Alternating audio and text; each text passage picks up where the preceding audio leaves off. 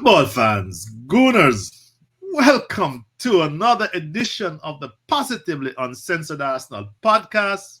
I am your host, Shotta, and as always, my friend and my expert is Blackburn George from the Positively Arsenal blog. George, good morning or good afternoon, wherever you are. Good afternoon. And can we just tell the audience that this should be a really good podcast because we've had a dress rehearsal already. Thanks to Shotta, we spoke for pretty much 30 minutes and discovered that we hadn't hit the record button. So we had a good rehearsal, George. Guys, two old coots are getting absent-minded. I blame me. I don't blame George. George keeps me in line. George, it's good to see you. A couple of days after a victory that we predicted, we expected in our last podcast. We both expected us to overcome Leeds. We didn't take it for granted, but we prevailed very well despite a slow start, a 4-1 victory, George. Your thoughts on this? Was it quite a plan? We came out very slow in the first half, but by the second half, we imposed ourselves. Did it go according to plan in your estimation? No, it didn't go to plan at all, I don't think. We struggled for the first half hour. According to my commentators on my feed, Leeds were on top, creating better chances and making life difficult for us. And I think fair enough that was probably the case. Wasn't much in it. As ever, we dominated possession. But it's a mark of how far the team have come. They say that good teams find a way to win when they're not playing well. Mm-hmm. Well, if you're winning 4-1 when you're not playing well and the opposition is, then you've come a long fucking way. And I think that's a mark of how far we've come, that we can play quite considerably below our best against a team that's really up for it and still win 4-1. You know, and they try to Bournemouth on us, George. Try to sneak a goal in at the kickoff, but overall they played well. You know, I used to fear them on the Bielsa, but they were zipping it around, especially in the first half. I thought we were a little slow and stale, and I put it down to international break. I'm sure you would agree with me. Yeah, you know, a bit of the rhythm had gone. Wasn't as fluent. And as you pointed out in our dress rehearsal, Arteta made a change and moved Zinchenko more into midfield in the second half, which really we'd been doing most of the season anyway when he's played. And it was going back to plan A. Yes. I don't know why we didn't do plan A in the first place. But it certainly worked a lot better in the second half. And Saka didn't start, didn't come on for 60-odd minutes before he came on. Mm-hmm. So, and Rob Holding, once again. Yes. Played really well. You know, every time before kickoff, people are dreading it because Rob Holding's played him. That's 2 games. He hasn't put a foot wrong yet. Now, it cost us £50,000, George. That's the problem. That's it cost us £50 million. You see? But, he's done all right, but we don't know when Saliba's going to be back. So let's hope that he keeps doing all right. Obviously, he'll be under more pressure at Anfield because they'll come at us in waves when we go up there next. Yeah, we'll talk about that in a minute, George. I thought the first goal for us was not a penalty. And I had the feeling, you know, George, to be honest, that we're getting Leicester treatment this year. It's like the refs are saying, hey, guys, you know, this is your chance. You better take it. I thought that penalty was soft. Yeah, that's just, you just summed it up there. It was a Leicester penalty, wasn't it? You know, yes. There's no way that impeded Jesus. No, it was Martinelli. It's not a Was foul. See, if it you don't need the play, it's not a foul. And, Yes. and that little touch, although, when they say, oh, technically he touched him, well, it's a contact sport. It was stupid from Ayling, though, and it probably deserves a penalty just for the stupidity of putting your foot up like that, Well, But anyway, let's not complain because we've had it against us enough times. We'll take all the help we can get. Thank you very much. And I hope the FA are fed up with Manchester City buying the title and they cheat them out of it. George, I have a thought on this. When I look at what's going on, even with us, you made the point, George. So let's not be hypocritical. Without money, you can't win the title. I'm telling you, George, unless you have a stroke of luck like Leicester City, and they're like the gambling magnates in Thailand. That's where the money was made, by the way. Without, George, we've spent. I haven't done the sums, but we've spent a tremendous amount of money to be in the position we are in. Let's not kid ourselves. Yeah, this amuses me actually, because people will say, "Oh, we're doing it without spending money." No, we've done it without spending as much money as some of the others, but we've spent a shitload of money. And I think Arteta spent more in 2 years than Arsene Wenger spent in 22. Exactly. So but you can't do it without it. I've said this all along. All this, people say, oh, it's about tactics and good management. That comes into it. Obviously, you can spend a lot of money and fail. But I don't think you can succeed without spending a lot of money. And you can fail and look at Manchester United and Chelsea, the current disaster at Chelsea. Yeah. That's like I say, it's possible to spend badly, and a lot of teams have. But my point has always been that you need the good management and the tactics, but that won't get you to the promised land without spending to go along with it. And I think we're in the same position as Liverpool and Spurs in that we have to build a team. Right. Whereas Manchester City, Manchester United, and Chelsea can go out and buy a team. I don't particularly like this. Well, if you have this guy called Longstaff or Wig, whatever his name, the striker for Manchester United. I mean, that's not buying a team, George. No. I know why. They spent and then they didn't have a central striker. But you know what I mean. They will go and correct it next year, spending 100 million quid. That's pretty much what they'll do. I mean, they'll fix that. They'll go and buy Harry Kane and transfer window probably. There you go. George, the second half, just to talk a little bit more about this game, because I'm pretty sure that Liverpool is going to scouts are going, and we're in the stands, and they'll be going over the tapes over and over. What would they have seen that would worry them? I think that in the second half, we went back as you just pointed out. But we were able to control the midfield. We had an extra midfielder, obviously. Xhaka was able to go forward, and there he went, having another assist. We were able to dominate them.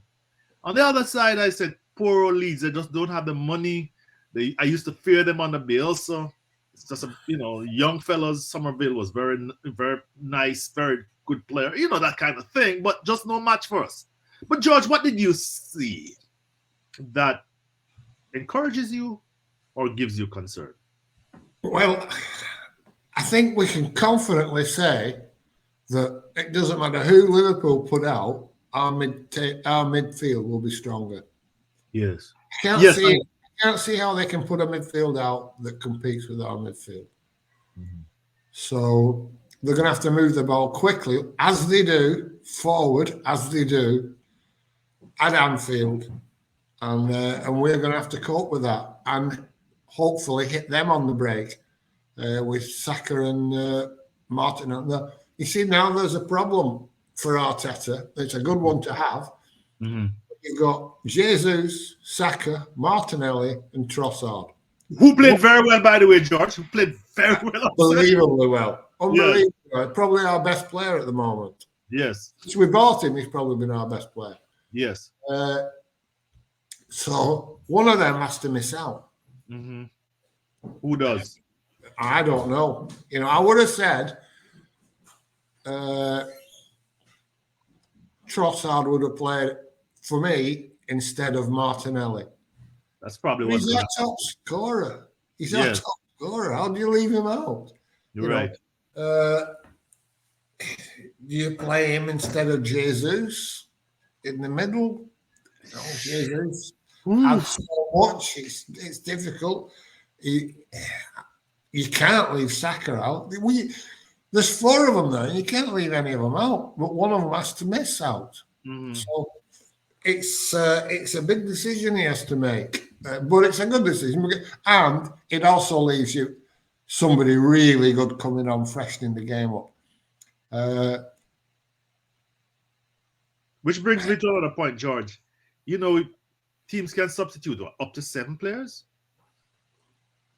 No, 4. No, George. There are at least 6 players coming on. It's when you substitute them. No. Yes, George. We bring on 6. Teams are bringing on 6. No. You can have 7 subs on the bench. You can bring 4 on. George, let's hold that for a minute. We'll put that on hold. I've seen us bring. Let me leave. I'll go back to this. The thought I had was we have better subs than perhaps Liverpool does. But we can, that's going into the weeds. Somebody who's more an expert at Liverpool can talk about that. But we have subs that can come on and change the game. Keep going, George. We have a couple. Talk about that. We have one of the 4 that I've just mentioned that will be coming on who can change the game. Mm-hmm. Smith Rowe possibly, but that means he's replacing Odegaard, and that's not an upgrade. All more of a goal threat. Yes. And Jorginho can come on and change the game, but away from home at Anfield, I'm rather than having Thomas Partey sitting there protecting the back 4. Mm-hmm. So I don't think we've got that many game changers. Or am I missing something? Have I left somebody out? Okay, George. Just before we go into this in a minute, we brought on Kieran Tierney, Bukayo Saka, Emile Smith-Rowe, Fabio Vieira. How many is that? 1, 2, 3, 4. 4. I hate to. You see, that's why I hate to. I hate to be in a dispute with you, George. George used to have a thing on his positive Arsenal blog. I'm always right.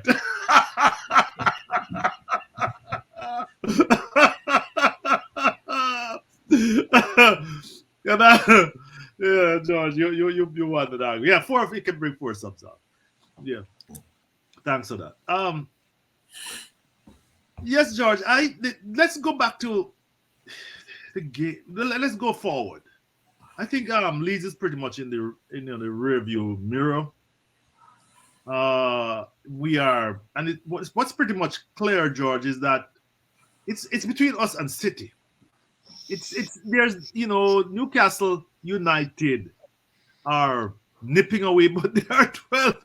They are like how many? 12. We are 72 points, and they are 50. Let me blow this up. Let me blow this up, guys. Right? Yeah, they are 50 points, and we are 72. So that's 22 points. Then they're really no threat to us. Tottenham falling away. Manchester United losing to Newcastle. So it's between us and City, George. No disputing that. Is there? But you were pointing out in our dress rehearsal that we have to go to Newcastle, and that could be a real struggle. You want to talk about that before we go into the Liverpool game? Yeah, that we do have to go to Newcastle, and when they came to us, they shouldered arms and they played for a draw. They won't be doing that when we go up there to St James's Park. And their midfield is absolutely full of running. Yes. Absolutely full of running. It's the most dynamic midfield in the league at the moment. Joe Willock, Longstaff, and who's the other fellow on the left? I can't remember his name, but yeah, they. Well, St. Maxima plays up front, and sometimes, yeah. But he comes deep. He comes deep. But your boy, who I said would stop scoring, and he did stop scoring. You mean Almiron? Almiron. Yes, but that's a very difficult team. And as you said earlier, George, and the commentator said they had 10 games without conceding. They haven't been scoring, but they did not concede. So that's a very difficult team to break down. And Eddie Howe, contrary to his DNA, has a very defensive-minded team. Well, it's a very good defensive team, but it's not defense-minded. That's the trick, isn't it? It's always been the trick to have a good defense and not be defensive-minded. Mm-hmm. Any half-rate manager can set up just to defend. I've always said that, and the great managers have a team that's balanced, like we had. Yes, Invincibles era. But we currently have one, and we're currently very. Oh, we currently have as well. Yes, absolutely. Credit where credit's due. We're solid. Because even with Saliba out, George, and you made the point. I mean, good old what should we call him? Rob Holding. Rob Holding has been very sound, for a player that only cost us £50,000. Well, it cost us £2.5 million. So, he was making a point. Remember, in the era of 50 million defenders. But yeah. Go ahead, George. But Rob's played well. 2 games, hardly made a mistake. But it'll be a different thing against Liverpool with people running at him with pace. Mm-hmm. He's not fleet of foot like Saka, like Saliba. Yes. And we'll have to wait and see how that goes. Let's hope that it holds out. They're not going to be throwing aerial balls into the box, which he's very good at defending. Yes. It'll be more on the floor and running at him from the wings. Something he's not quite so good at. So we'll have to see and hope that that everything stands up. But we have a threat ourselves. But when you think how hard it is to go up there and win, we haven't won up there since 2012, you were saying? Yes, I put the graphic up while you were speaking. The great Abou Diaby game. Randa showed that the game. And that was the early days of Podolski and Santi Cazorla. Yes, but Santi was playing further forward. He wasn't playing. We had some good players then, didn't we? Yeah. But that's 11 years ago, and we haven't gone up and beat them in the league. So it's a big ask. Yes, George, and it surprised me because that's the last time we beat them at their place. I mean, and they've not always been. We think, oh well, that's understandable because you think about Liverpool, you think about a team that's been challenging City for the last 4 years and doing well in Europe, winning it and getting to finals of the European Cup, and you think, well, it's understandable that we didn't go up there and beat them, but we hadn't beat them for the 6 years before that either, when they had Brendan Rodgers and the likes. That they were Kloppized. Yes. So it's a difficult place to go, and we're to go there and try and get a result. And when I say a result, I think we have to win. I do. I think we have to win because if we draw, that leaves the door open for Manchester City. If we draw at Anfield, it's in City's hands. It's out of our hands. Just a Explain that, draw. George, because people don't. I don't think most people realize. Remember, City has a game in hand, guys, and the way they're playing now, they look pretty unbeatable. It's horrible the way they're playing. It's frightening. I'm not watching them again. I watched them at the weekend, and it was making me feel sick watching them because they're absolutely magnificent, and they don't look like anybody can beat them. It doesn't look like anybody could even trouble them at the moment, let alone beat them. I mean, I know shocks happen in football, but the way they're playing at the moment, wow, scary. So they win the game in hand, they're 5 points behind us. They beat us, they're 2 points behind us. A draw with Liverpool then. A draw with Liverpool means that we're level and we're behind on goal difference, and they're in the driving seat. You know, we've still got to go to St James's Park, and I mean that'll be a hard game for us. I can't think of a home and away game that they can go to and not walk through it, not win easily. I can't think of anybody who can beat them. Who can beat them? Who can win? I know they've not had a great season, and I know they've lost games, and I know they've drawn games that they shouldn't. But you look at them now, and the way they're playing, I just can't see how they're going to drop any points. But George, can they keep this up? Well, they have done in the past, haven't they? I mean, they did do when Liverpool were pushing them. They won every single game in the run-in, every single game, and they probably weren't as good a team as they are now. Well, Haaland didn't play, but I thought Julian Alvarez did a better all-round job assisting, dropping deep. Haaland is just hanging on. He's a goal hanger. But, but in the end, those options, I think that.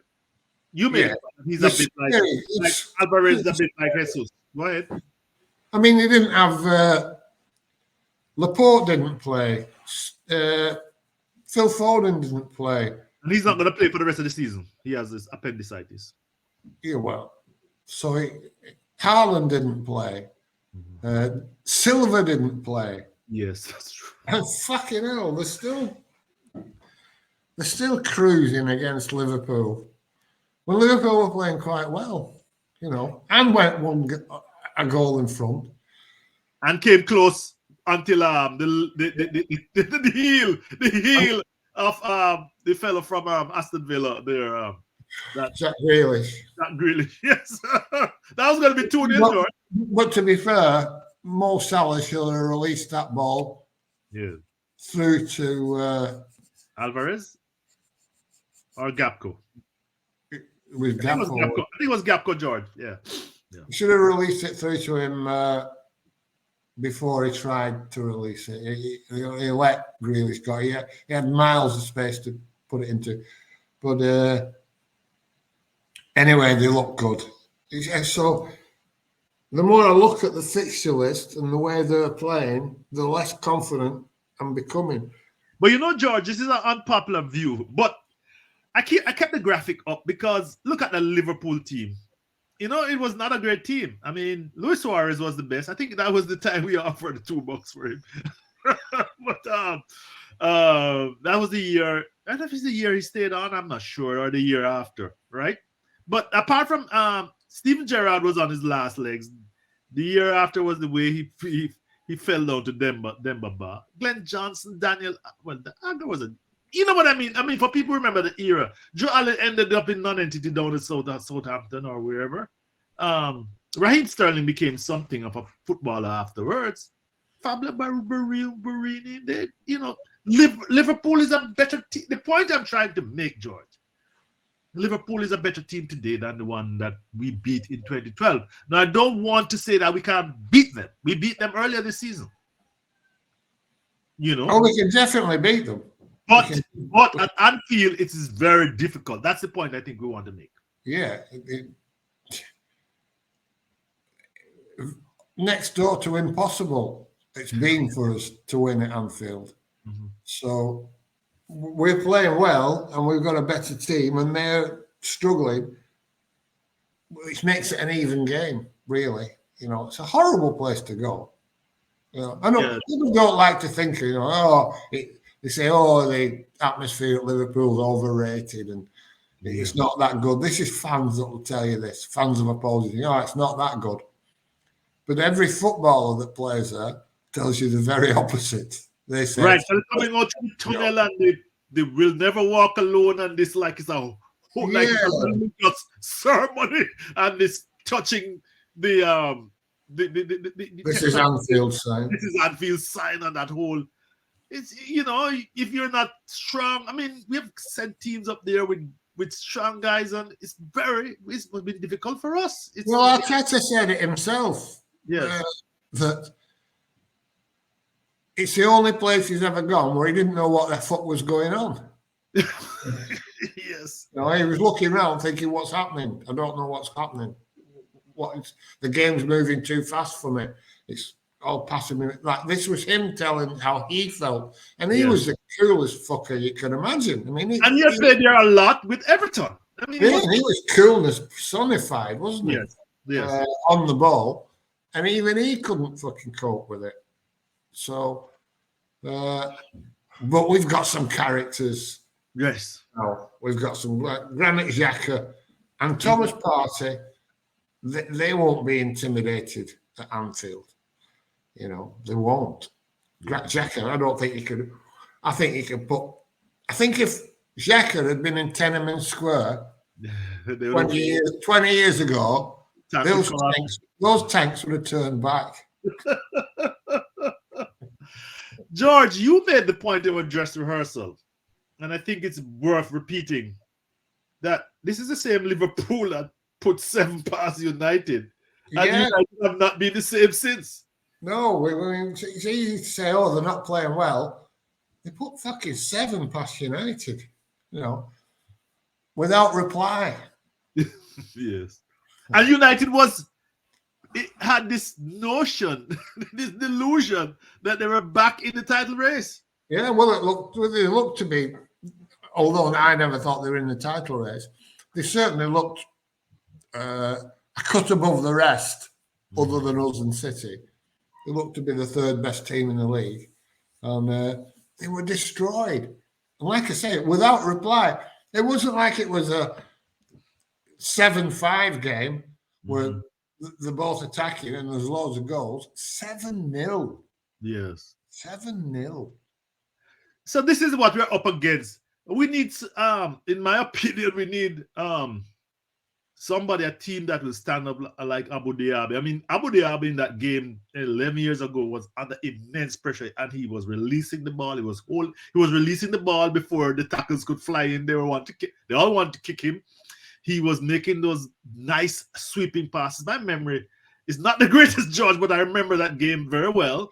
And power runs, picking the ball up deep and powering through. Driving at them. And Gerard was a joy to behold. That what a loss he was to injury.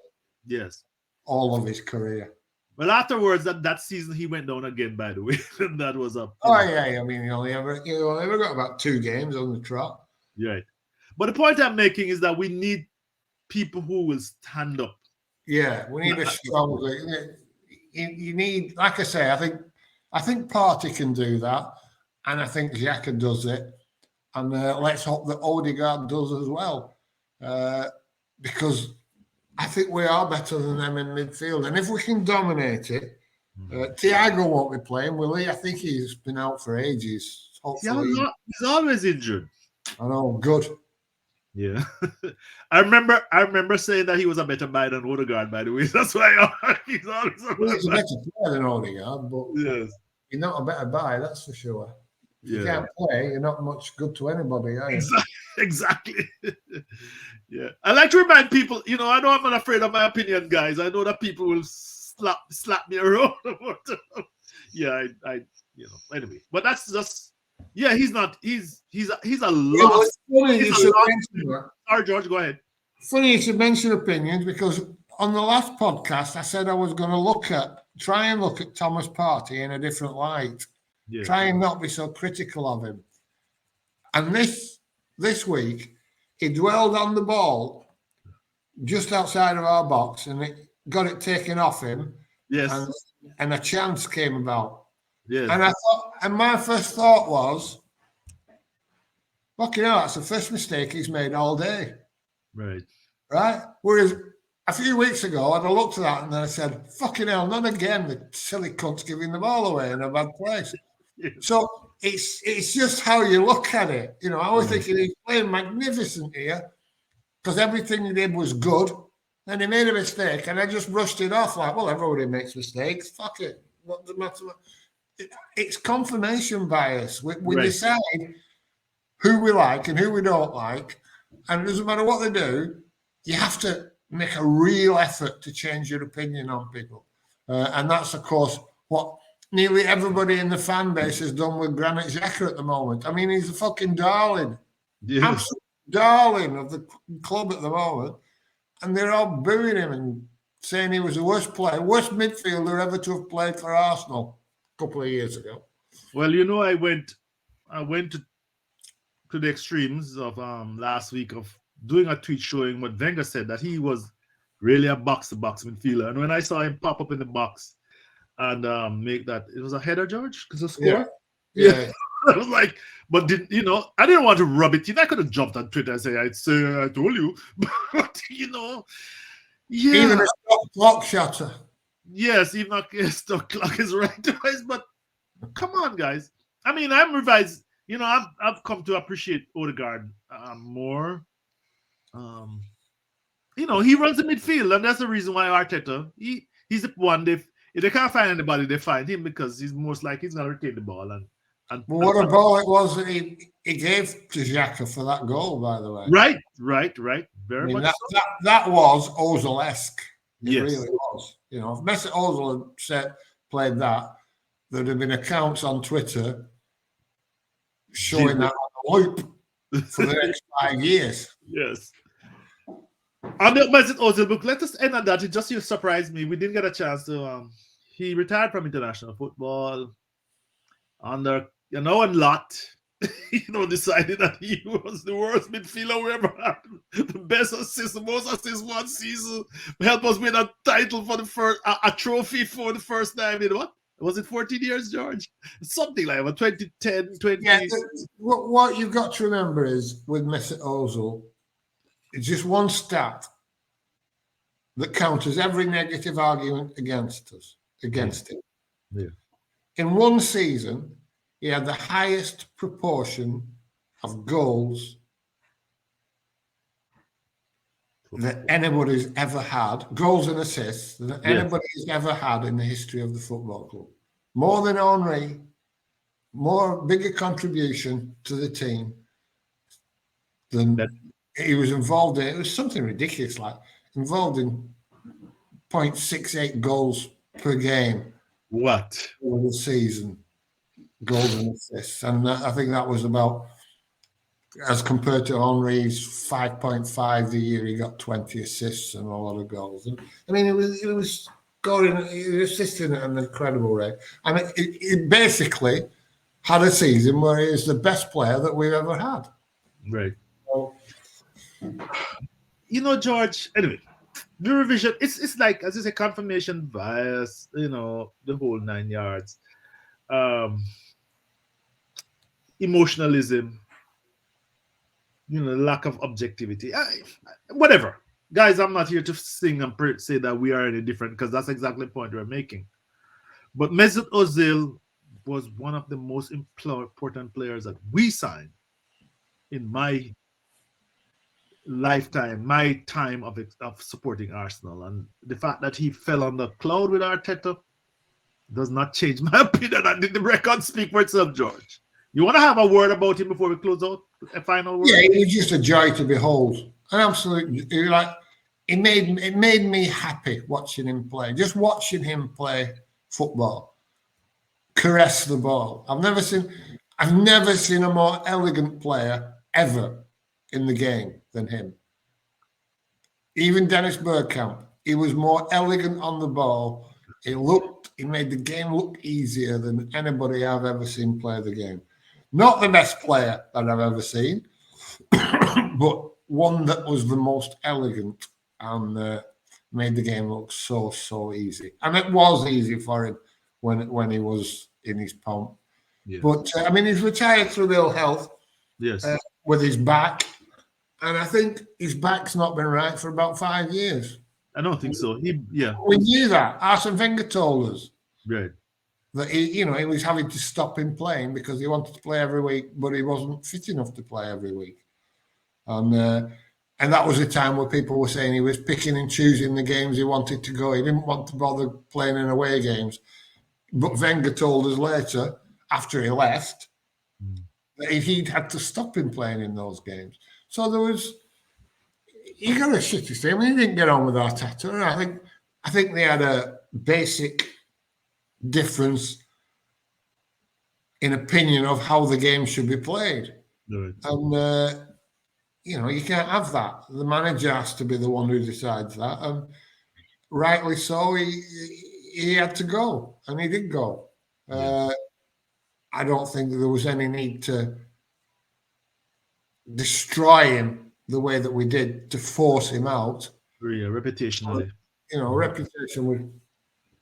I mean, there was really. I mean, the way they turned the fans against him was awful. But shit happens. You just remember how great a player he was for us. He's one of the best. Certainly one of the best 5 players that's ever played football for Arsenal. I won't argue with that, George. Well, we're pretty much run over our time. We try to do this in 30 minutes. Guys, George, thanks for your insight. Thanks for filling in the blanks at my senior moments come in. More importantly, George, as you know, I will be traveling, hopefully, but hopefully I can see the Liverpool game because it's critical and we can comment on it. But until we meet again, bye-bye. Goodbye. And don't forget, guys, like and subscribe. We really need that to make this podcast grow. Any other additional thoughts on that, George? No. All righty. See you later. On that note of wisdom, bye.